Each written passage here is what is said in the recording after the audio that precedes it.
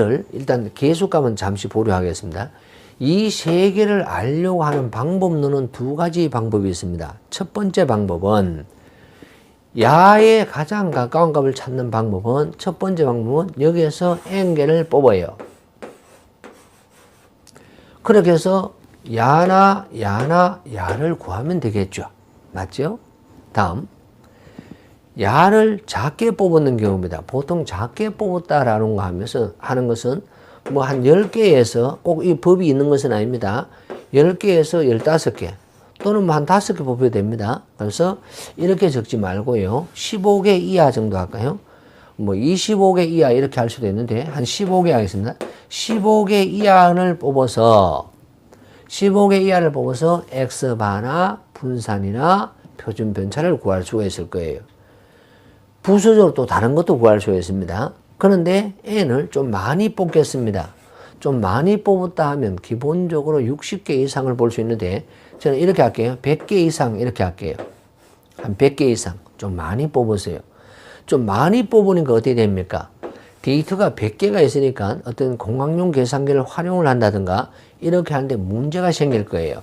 15개 이하다 그러면 우리가 입력하는데 좀 쉬운 방법이 있으나 이 100개 있다 그러면 데이터 100개를 다 입력하기는 좀 곤란하니까 야를 다른 방법을 선택을 하자라고 했는 게 바로 뭐냐면 도수분포표예요.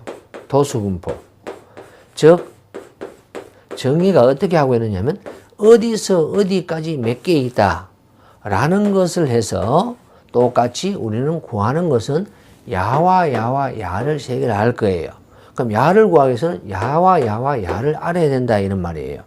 자, 이것을 구하고 나면 다른 여러 가지를 활용할 수 있겠다 라는 이야기를 할 수가 있습니다. 흐름은 이런 흐름에 가지고 문제에서 출제되고 있다 라고 이야기를 하죠. 또 물론 이 평균을 뮤인데 뮤를 구하는데 X바만 구하느냐 그렇지는 않습니다. 상황에 따라서는 X바보다 일반적으로 X바가 가장 정확하지만은 X바가 아닌 다른 것을 구할 수도 있을 거예요. 그래서 나왔는 여러 가지가 있습니다. 예를 들어서 중앙값, 최빈수, 도수에서 나옵니다. 그는 최빈수. 다음에는 또 나오는 게 뭐 범위 중앙값이라든가 뭐 그 정도 그렇게 이야기할 수 있을 거고요.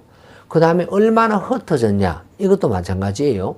야를 알기 위해서 야를 구하는데 얼마나 흩어졌냐 분산을 구하는데 이거 대신에 범위 R 또는 뭐 변동계수 이런 기타 등등 평균은 뭐 기하 평균, 조화 평균 이런 것도 있습니다.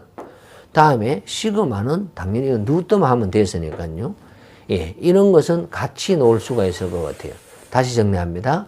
이 뮤를 알기 위해서 무조건 X바만 가장 정확하냐? 그렇지는 아니하다라고 이야기를 하겠습니다. 예, 그래서 나온 값들이요. 자, 보시게 되면 뭐라 되어 있느냐면 교재 5페이지 보시게 되면 바로 중심적 경량이 X바만 있는 것이 아니라 야가 가장 정확합니다. 우리는 나중에 되면 야만 구할 거예요. 그러나 부수적으로 중앙치를 구할 수도 있으며 범위 중앙치, 최빈수, 조화평균, 기하평균 이런 것들이 있으며 얼마나 흩어졌냐는 가장 대표적인 것이 앞서 줄 긋는 것처럼 분산, 표준 편차가 있었어요. 그러나 부수적으로 야를 분산이나 표준 편차를 구하기 위해서는 제곱합이라는 것을 구할 수 있어야 됩니다. 그럼 정확한 명칭의 이름은 편차 제곱합이나 지금 법령이 바뀌어서 제곱합이라고 하게 됩니다. S.